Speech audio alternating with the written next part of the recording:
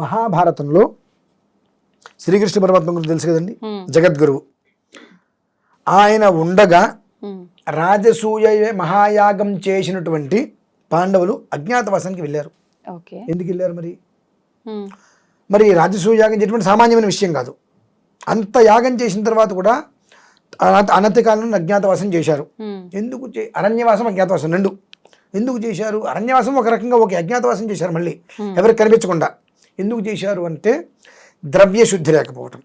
అంటే మనం చేసేటువంటి కర్తువులో మనకు ₹1 వస్తే ఆ రూపాయి 4 భాగాలు చేసుకోవాలి మనం. ఒకటి దాన ధర్మాలు, ఒకటి క్షేత్ర దర్శనం, 2 మనకు 4 ఇంకో 4 చివరిది పావల పిల్లలకు, అలా 4 భాగాలు చేసుకోగలిగితే మనకి ఇబ్బంది ఉండదు. ఎందుకంటే మనం కష్టపడి సంపాదించినప్పటికీ కూడా మనకు వచ్చేటువంటి సొమ్ము సరైనది కాకపోవచ్చు. ఇప్పుడు మీరు ఒక మెడికల్ షాప్ పెట్టారు, లేదంటే ఇంకోటి ఏదో పెట్టుకున్నారు. మీ షాపులోకి నేను కొనుక్కోవడానికి వచ్చా ఒక వస్తువు, నేను మీ దగ్గర కొనుక్కుంటే మీకు ₹1 వస్తుంది. నేను తీసుకొచ్చిన సొమ్ము మంచిది కాకపోవచ్చు, ఎవరైనా కొట్టి తీసుకురావచ్చు. వడ్డీ వ్యాపారం చేస్తాం, ₹5 ₹10 పట్టి పీడుస్తాం.